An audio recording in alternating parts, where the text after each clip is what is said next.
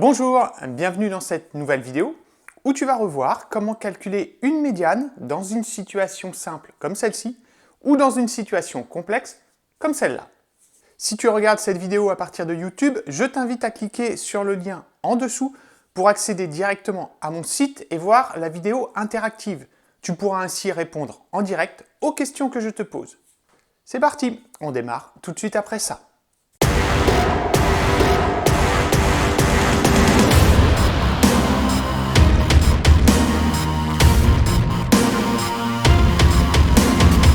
Rappelons ce que c'est qu'une médiane en mathématiques et dans la vie courante. Prenons l'exemple suivant.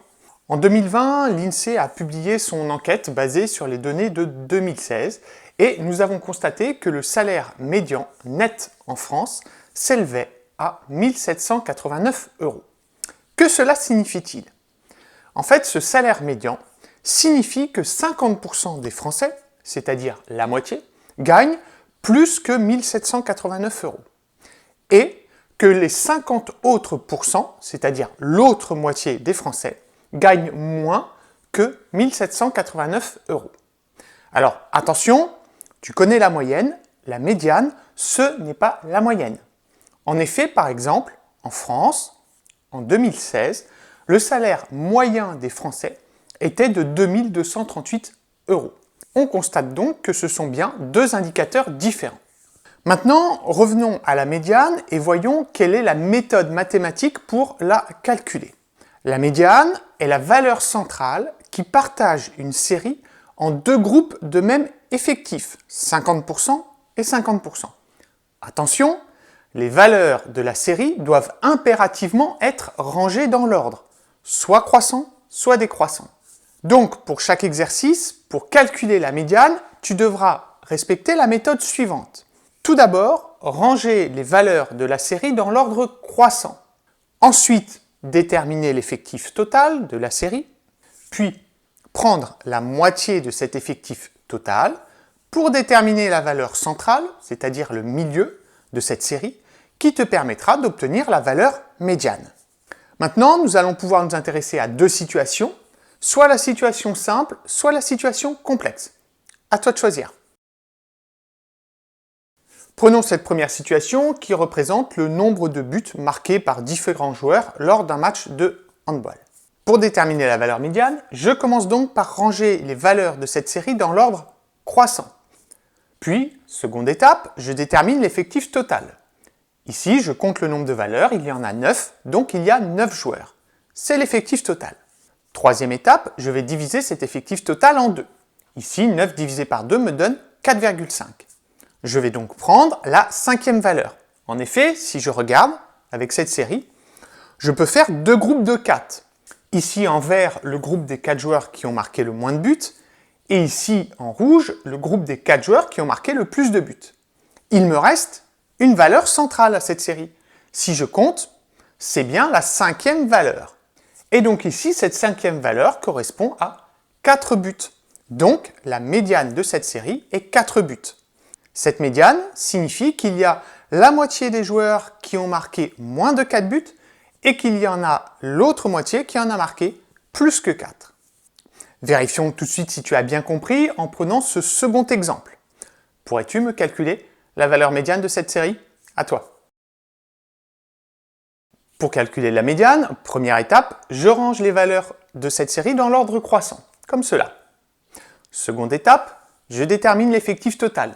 Ici, je compte le nombre de valeurs, il y en a 15. Dernière étape, je divise cet effectif total par 2. 15 divisé par 2 me donne 7,5, donc je vais prendre la 8e valeur de cette série. En effet, je peux faire deux groupes de 7 valeurs, comme cela, les 7 plus petites et les 7 plus grandes. La valeur centrale est la 8e valeur. Elle correspond au nombre 39. Donc la médiane de cette série est 39. Allez, prenons un dernier exemple pour voir comment traiter une médiane dans le cas où l'effectif total de la série est un nombre pair. Je te donne la série suivante. Pourrais-tu me déterminer la médiane? Comme précédemment, je range tout de suite les valeurs dans l'ordre croissant. Puis, je détermine l'effectif total. Ici, l'effectif total est 10. Cette fois-ci, c'est un effectif pair. Je vais donc devoir modifier un tout petit peu la méthode pour trouver la valeur centrale. En effet, si je divise 10 par 2, cela me donne 5. Donc, si je constitue mes deux groupes, je constate que je peux faire deux groupes de 5 valeurs. Mais je n'ai plus de valeur centrale cette fois-ci. Je vais donc devoir inventer, trouver cette valeur centrale qui se trouve pile entre les deux groupes. Pour cela, je vais prendre la 5e valeur de la série et la 6e, qui sont mes deux valeurs centrales.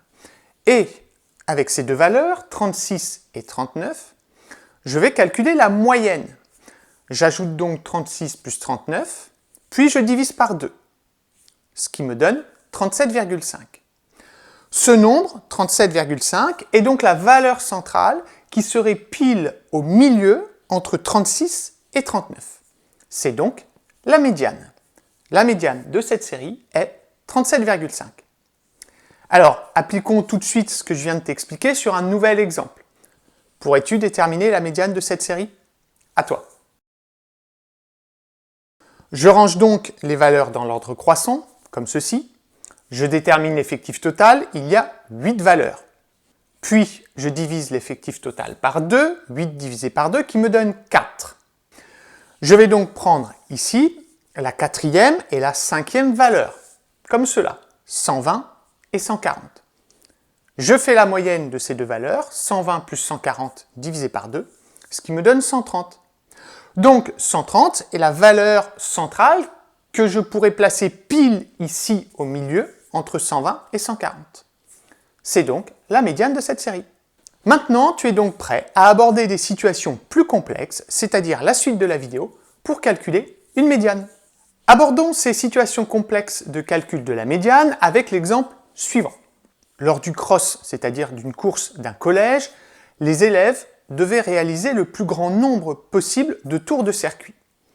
On a regroupé les résultats dans le tableau suivant, et tu peux constater que, par exemple, il y a 15 élèves qui ont réussi à faire un tour, 25 élèves qui ont réussi à faire 2 tours, etc. Ici, nous ne pouvons pas procéder comme pour une situation simple.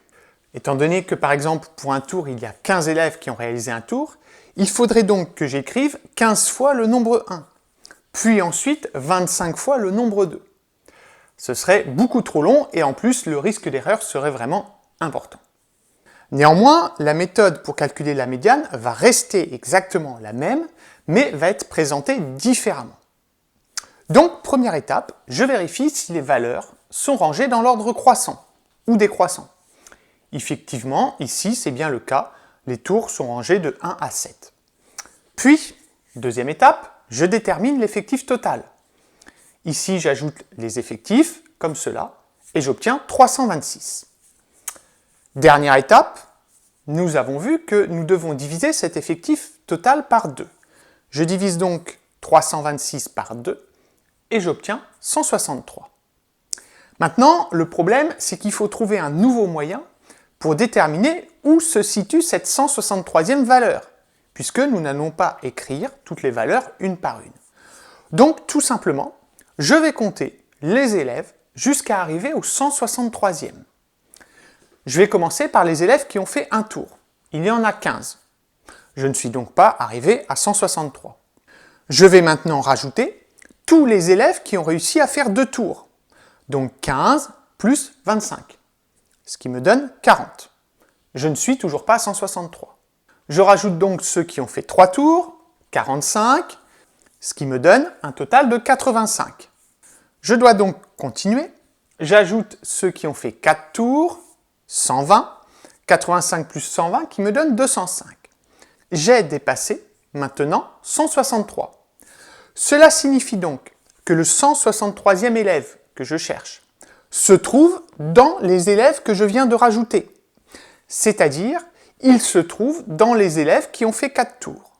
Cela signifie donc que la médiane de cette série, qui correspond au 163e élève, est de 4 tours. Voilà comment trouver la médiane dans une situation complexe. Je te propose de t'entraîner à utiliser cette méthode avec l'exemple suivant.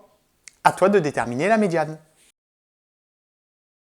Donc, première étape, je vérifie que les valeurs sont dans l'ordre croissant ou décroissant. Ici, les pointures sont bien rangées dans l'ordre. Deuxième étape, je calcule l'effectif total, j'ajoute tous les effectifs. Ici, j'obtiens 41.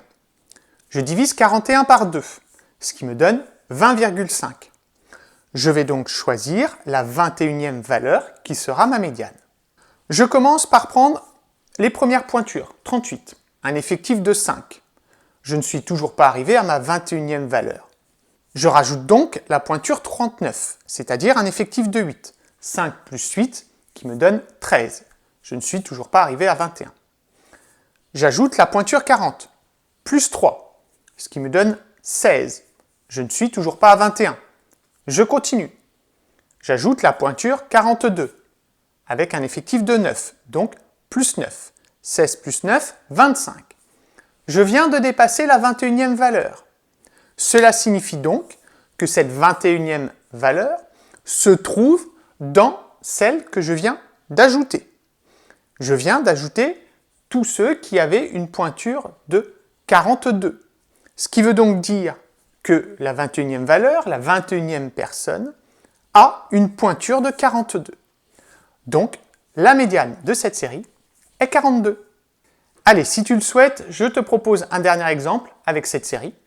Peux-tu me calculer la médiane?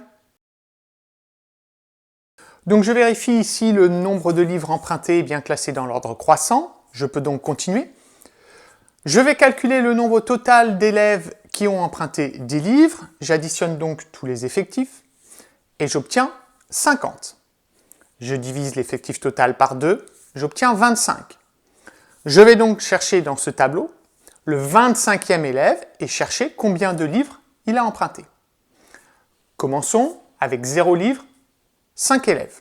Je dois donc continuer, je ne suis pas arrivé à 25. J'ajoute 8 élèves, 5 plus 8 qui me donne 13. Je continue. J'ajoute 15 élèves, 13 plus 15 qui me donne 28. Je viens de dépasser le 25e élève. Cela signifie donc que le 25e élève se trouve dans ceux que je viens d'ajouter à l'instant, c'est-à-dire dans ceux qui ont lu 2 livres. Donc, la médiane de cette série est 2 livres. Cela signifie que la moitié des élèves a emprunté moins de 2 livres et la moitié des élèves a emprunté plus que 2 livres. Voilà, tu es arrivé au terme de cette vidéo qui t'a permis de revoir la notion de médiane dans des situations simples et dans des situations complexes. Et si tu le souhaites, je te propose de télécharger des exercices avec leurs corrections pour continuer à t'entraîner en autonomie. Je te dis à bientôt pour une nouvelle vidéo.